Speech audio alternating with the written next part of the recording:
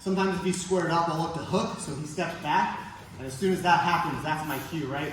I have this inside hook, so I look to hook, he steps back. I go wrist deep around the same side leg.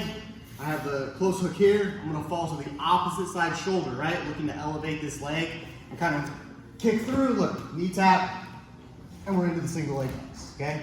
That's our entry. In the case we just talked about, my opponent will often like to peel that top hook, and this puts me in trouble a little bit, right? So we need to counter. So what I'm gonna do is I'm gonna step on the mat. This is the same entry we did on Monday, but we're gonna go into the leg lock scenario, okay? So I keep this hook kind of under my opponent's butt or his thigh here. I step on the mat. I'm gonna look to kick to the ceiling to hopefully bring my opponent's hands to the mat here.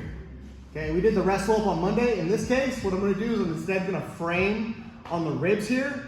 I'm gonna bring this leg up, not just back to the single legs, but I'm actually gonna push it across his thigh. I'm gonna force the reap here, okay? So I'm here, I'm gonna come here and force this reap.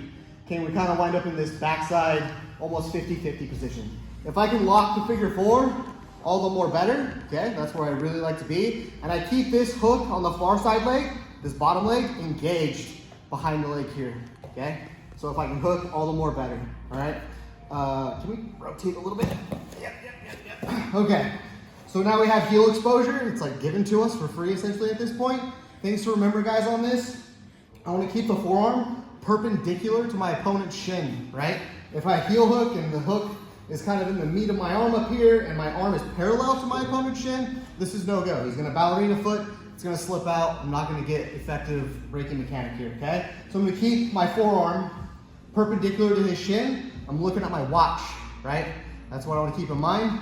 I come wrist to wrist, and then once I'm here, I'm not rotating because that's just going to force a spin, right? We want to avoid that. I'm actually going to start to point my elbow toward my opponent's hips, okay? So I come wrist to wrist. I keep everything nice and tight, and I'm going to start to bring my elbow back toward his hips, and that's where you're going to find the tap. All right?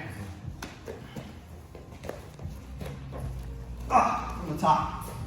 So again, we're wrist deep around the close leg. We have the shin on shin down toward the bottom, okay?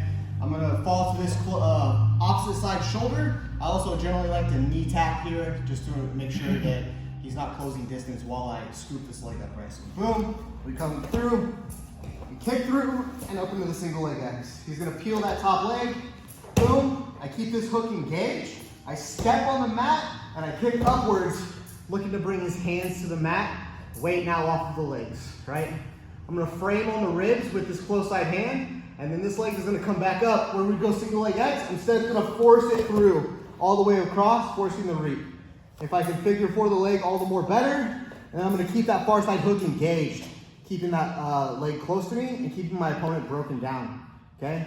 Now we have heel exposure. I'm gonna get forearm perpendicular to my opponent's shin, looking at my watch, not looking at my palm. I come wrist to wrist grip, nice and strong, and then what I'm gonna do is I'm gonna start to point my elbow toward my opponent's hips, right? So I'm almost doing like a side crunch, like rocking the baby a little bit, right?